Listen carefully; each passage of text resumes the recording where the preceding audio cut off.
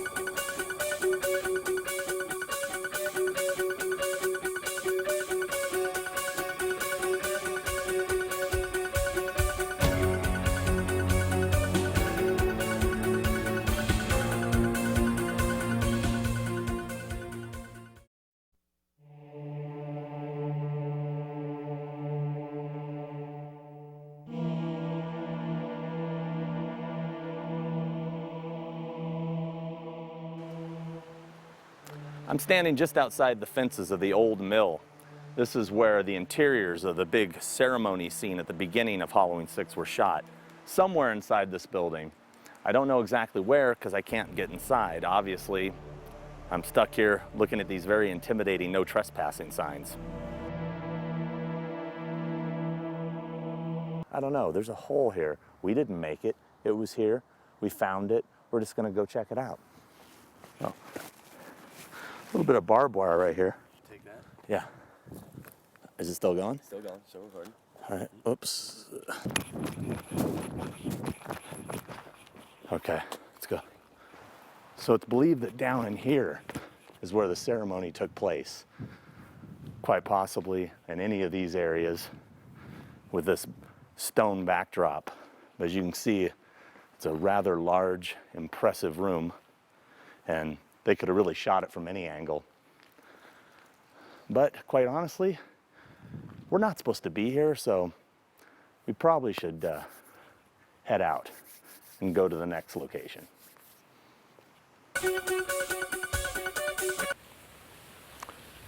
The building behind me served as Smith's Grove Sanitarium in Halloween 6, The Curse of Michael Myers. Now this is the producer's cut. In the theatrical cut, they did reshoots in LA and used a different hospital altogether. But one thing that's kind of cool about this building is it was also used in Halloween 4, The Return of Michael Myers. This was Ridgemont Federal Sanitarium. Today it's called the Meridian, and it's luxury condominiums in beautiful Salt Lake City, Utah. So now I'm standing here with Brad Hart in special effects makeup on Halloween 6, and he even doubled the shape in some of the scenes in the film. Tell us a little bit about the location we're at today. Well, this is, here we are at Smith Grove Sanitarium. This is where the establishing shot for that was, for the theatrical release of Halloween 6. So what other shots were actually done inside this building? All the shots with the tunnel, the operating room, massacre scene was done here. A few other shots, stuff with Mitch Ryan. Now, there was also another location where you guys did pick up shots, a sound stage That somewhere was a here in LA? sound stage, yeah, a small sound stage right around this area. We shot the electrocution of Bradford English. We recreated the barn scene for her death. Oh, J.C. Brandy's death? Yeah, J.C. Brandy's death. The neck break on the truck driver. But that was a small warehouse, and all those scenes were recreated, the same stuff they did in Utah. Yeah. Okay. So Michael Lerner played the shape in all the theatrical cut reshoots, Yes. and you stood in for him on a few of those. I did. I got to play him in a couple shots, mainly because the second unit wanted to get some stuff before he was in for the day. Mm-hmm. So just walking into a room, getting stabbed in the shoulder, stuff like that. Mm-hmm. So. Hey, I fit the suit, and I was happy to do it, that's for sure. Who can complain about playing an icon, right? Come on. Absolutely. Well, let's go inside and take a look, a little closer look at the tunnels. Let's do it.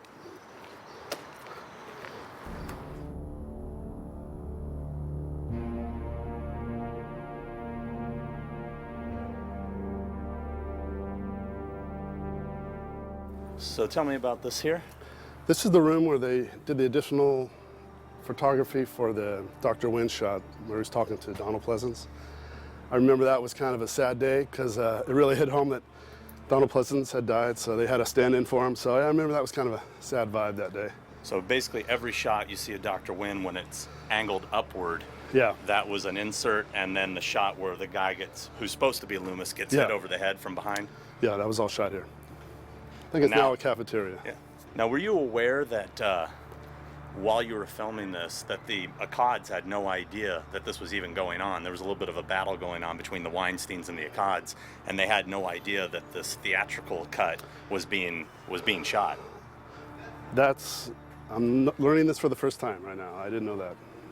I didn't know that at all. We were just here, we got a call to do pickup shots and additional photography. I just assumed the Accads were involved, but yeah, that's news to me. It was all set up here. Set up here, the camera looking this way. So this is the yeah. Was back against here somewhere? Probably in this corner. And they were shooting in this direction? Yeah, they were shooting from here. Okay. So the stand-in for Donald must have been right around here somewhere when he got hit. Yeah, think so.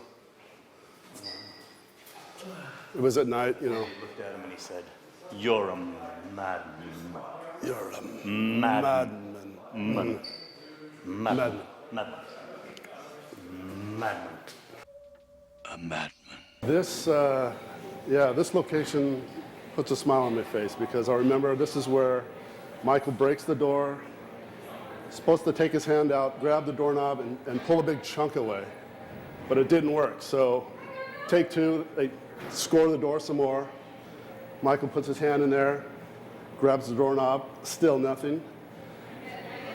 At that point, the first AD comes in and says, "I don't think we're going to get the shot." You know? So I said, "Listen, I guarantee we're going to get it. Let's just do it one more time." It was like 1 o'clock in the morning. So I tie a rope onto the doorknob. I tie it around my waist. Action. I start running. Fast as I can. It gets about here. The door just explodes. Little silence, and then just everybody erupts in laughter. I'll never forget that. That was hilarious. And there was a fake wall here. This was fake wall here. Yeah, the door frame here. And then you walk in, and this is the room where, with all the babies and the green tanks right here. All around this place. All around here. All these windows were covered by the tanks. So now we're inside the Queen of Los Angeles Hospital, now the Dream Center. What do you remember about shooting in this area, the famous tunnel? This is the tunnel that Michael chased his real-life dad, Fred Lerner. I think they rounded here. I think they had some red bulbs up here in the movie. And yeah, they were picking up some speed right here. Now somewhere in here they had to have the fake jail cell that when he kills Fred Lerner, he pushes his face up against it. Yeah, and he actually stops and pushes his head through it. And they actually cut the effect of his head going through it. And then steps on it. They continue down here. Yeah, still creepy down here. Absolutely.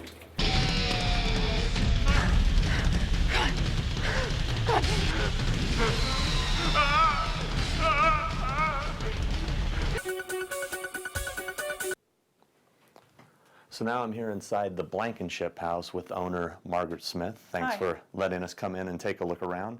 Can you show us a little bit of some of the areas where they filmed? Yeah.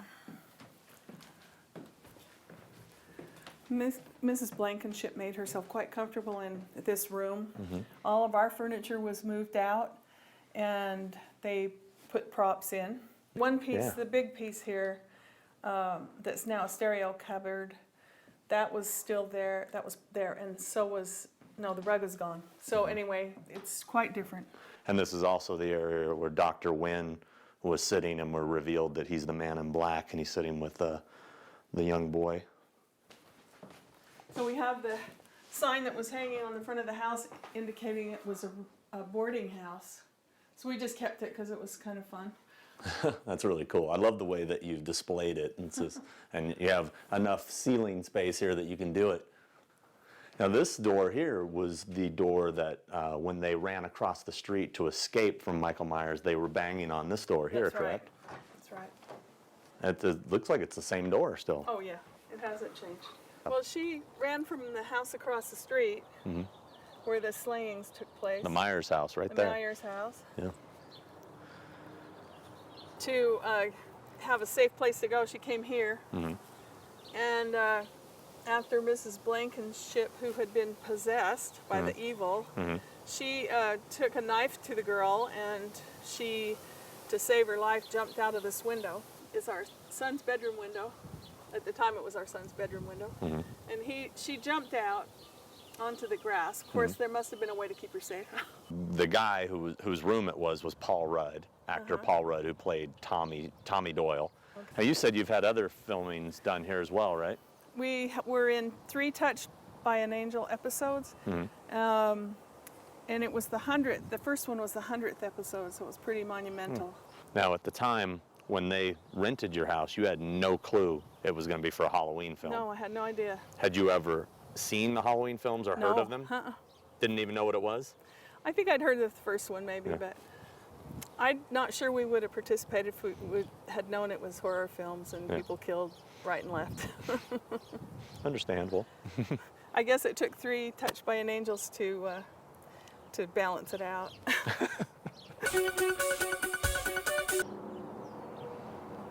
Now standing near the corner of Ramona Avenue and Lincoln Street, and this is where the man in black stood watching Danny as he walked home from school.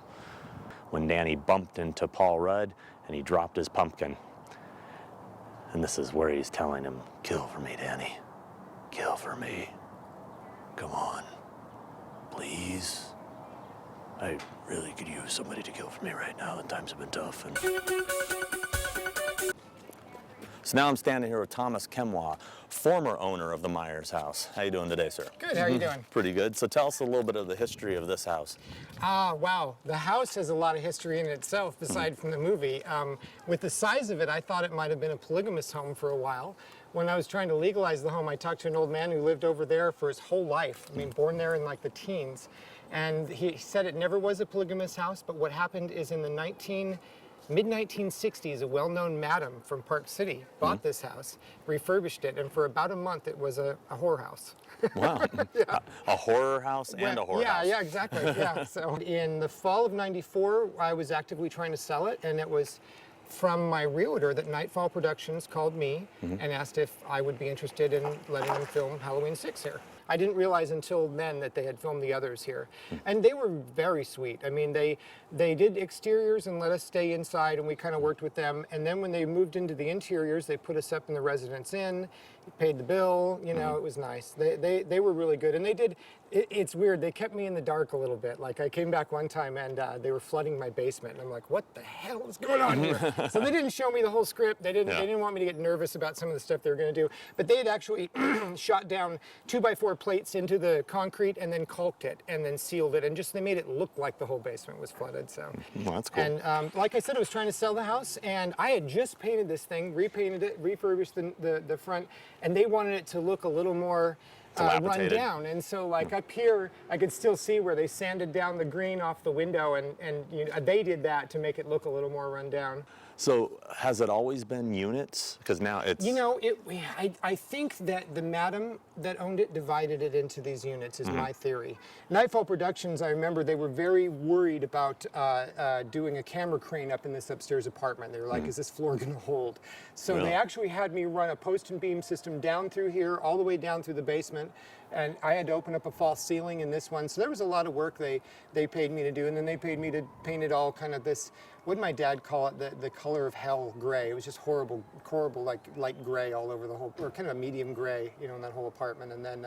Can you tell me a little bit about the 2 doors here? Because in the film, there isn't another door here. Was that door they there? Might they have covered faked it. You know, I think they did. They might, because I think a lot of what they did with this house was, you know, that film trick where they're making the inside of this house and that's the exterior. You know, they were showing the Smith's house across the street as the exterior, but the inside of this house, they flipped it. And I forget what they do show the outside of this house, and I forget what that was.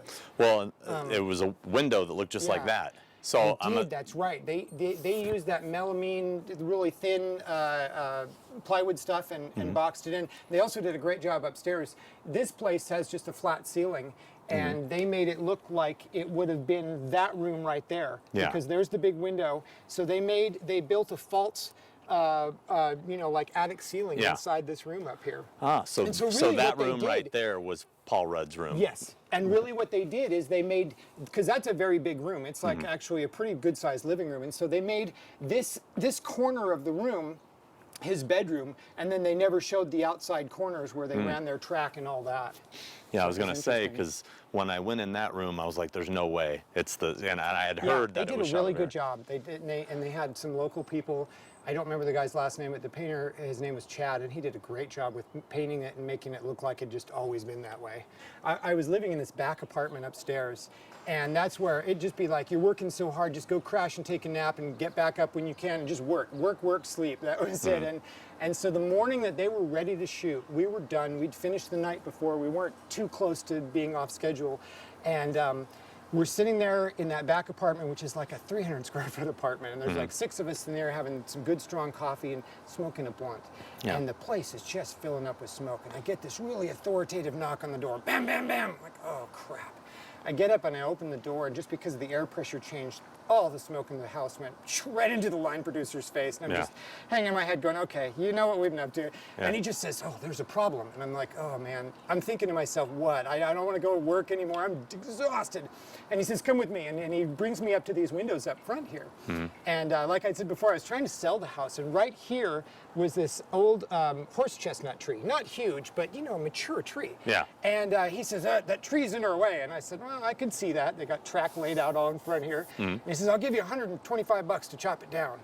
And I'm like, dude, I'm trying to sell this house. This is a mature tree in a desert city. No way. Yeah. And he gets on the walkie-talkie and he talks to, I don't know who, one of the other producers, and he gets back to me and he says, all right, I'll give you $200 to chop it down. And I just start walking at that point. I'm like, dude, you're not even in the ballpark. Yeah. And he says, wait. So I wait for a minute. He gets on the walkie-talkie and he talks for a minute more and he says, comes back to me and he says, all right, I'll give you $200. And I'm just going, and then he says, and the price to plant a new mature tree, you get a bid. I'm like, all right, you got a deal. Shook his hand. Within 10 seconds, there was a guy with an axe chopping it down. Within 30 more seconds, there was a guy with a chainsaw there. And within 1 minute of shaking his hand, that tree was down and out of their way. Wow. I was like, wow. Well, let's take a walk around the Sure, back sure. and take a look here.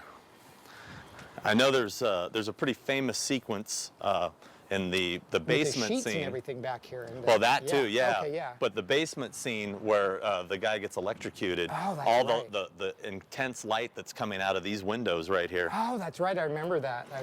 Yeah. I think they had like 5,000 watt HMIs in there or something. They Just were, boom, yeah. They were just beaming out. Yeah. And then back around here, the scene that you mentioned, with the clotheslines. Yeah, they had clotheslines.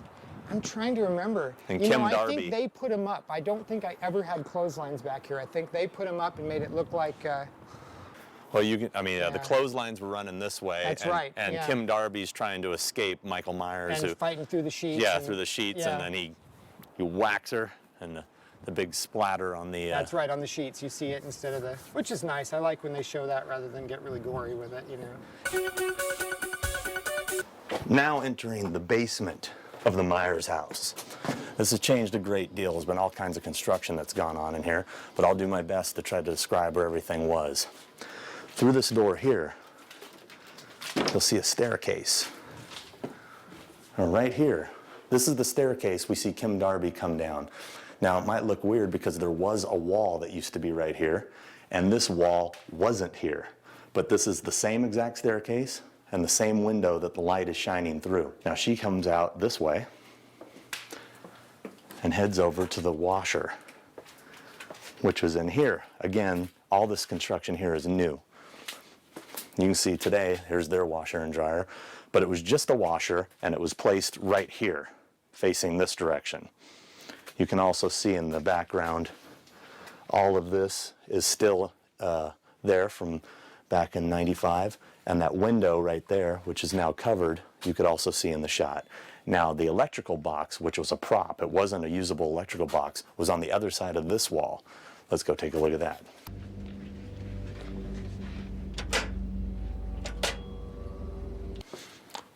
So right here is the wall on the other side of the washer and dryer, and the electrical box was on a fake beam that was right about here. You can still see these pipes going across the bottom of the floor.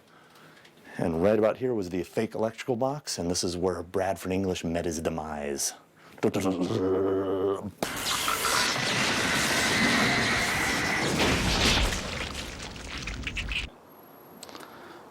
So I hope you enjoyed our look at Halloween 6, The Curse of Michael Myers.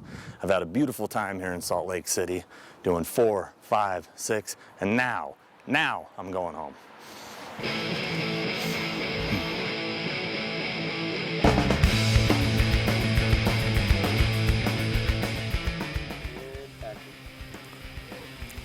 So the building behind me, the Meridian, which is actually luxury, is Ridgemont Sanitarium. Ridgemont Federal Sanitarium, actually, but Ridgemont Sanitarium nonetheless. It's one of those, you know what I'm saying? The Dream Center Cafeteria. The Dream Center Cafeteria. Don't want to eat no more. It's right. I'm the president. I got a bicycle. Look at me, I'm the president. Oh, yeah, there.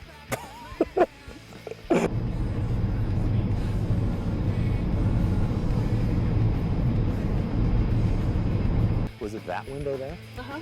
Okay. For some reason I thought it was higher. I don't know why. Well, it's pretty high if you're jumping out of it. Oh, yeah.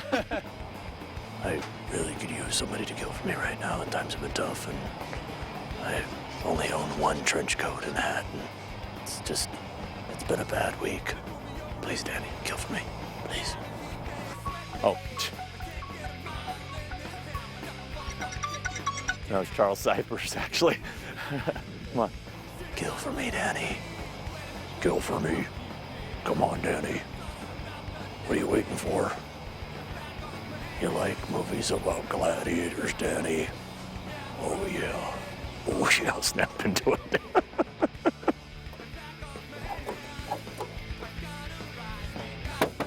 That sucker's metal. That ain't opening. Metal, what does that mean? Yeah, metal. What is that? Kill for me, Danny. Kill for me. Come on, Danny. Snap into it. Oh, yeah, brother. Oh, yeah. You like my trench coat and hat? Oh, get some of this. Oh, yeah.